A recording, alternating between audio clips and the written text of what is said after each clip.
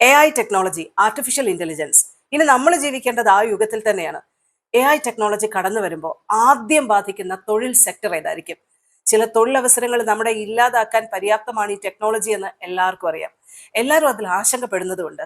എന്നാൽ ഇന്ന് ഇതേക്കുറിച്ച് വളരെ വ്യക്തമായിട്ട് പറയുന്നത് open AI CEO Sam Altman ആണ്. അദ്ദേഹം ഒരു പ്രധാനപ്പെട്ട ഷോയിലാണ് ഈ ടെക്നോളജി കടന്നു വരുമ്പോൾ ആദ്യം ബാധിക്കുന്ന മേഖല ഏതാണെന്ന് പറയുന്നത്. കസ്റ്റമർ സർവീസ് മേഖലയായിരിക്കും ആദ്യമായി ഇത് അഫക്റ്റ് ചെയ്യുക. കസ്റ്റമർ സർവീസ് മേഖലയിലെ ഒരുപാട് തൊഴിലവസരങ്ങൾ AI ടെക്നോളജി ഇല്ലാതാക്കുമെന്ന് നിസ്സംശയം അദ്ദേഹം പറയുന്നുണ്ട്.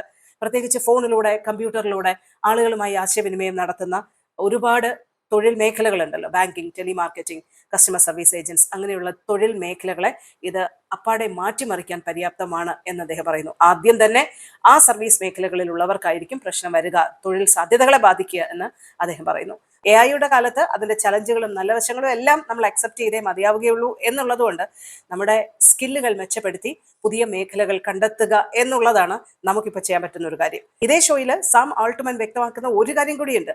എത്ര ടെക്നോളജികൾക്കും എത്ര റോബോട്ടുകൾക്കും ഒരു കാരണവശാലും മാറ്റിമറിക്കാൻ പറ്റാത്ത ചില തൊഴിലവസരങ്ങളുണ്ട്. നഴ്സിംഗ് പോലെയുള്ള മേഖലകൾ, ഹെൽത്ത് കെയർ സെക്ടറിലെ ചില മേഖലകൾ, മനുഷ്യന്റെ ഇടപെടൽ, മാനവികമായ ഇടപെടൽ അനിവാര്യമാകുന്ന മേഖലകളെ ഒരു കാരണവശാലും AI ടെക്നോളജിക്ക് മാറ്റിമറിക്കാൻ പറ്റില്ല, AI ടെക്നോളജിക്ക് തൊടാൻ പോലും പറ്റില്ല എന്നും സാം ആൾട്ട്മാൻ വ്യക്തമാക്കുകയും ചെയ്യുന്നു. AI ടെക്നോളജി എന്നുള്ളത് ഒരു റിയാലിറ്റിയാണ്. അതിന്റെ സാധ്യതകൾ പരമാവധി എക്സ്പ്ലോർ ചെയ്യുക, ആ യുഗത്തിനനുസരിച്ച് ജീവിക്കാൻ നമ്മൾ സ്വയം എക്വിപ്ഡ് ആവുക എന്നുള്ളതാണ് ഇതിന്റെ ഏറ്റവും പ്രധാനപ്പെട്ട കാര്യമെന്നും സാം ആൾട്ട്മാൻ ഇതേ ഷോയിൽ പറയുന്നുണ്ട്.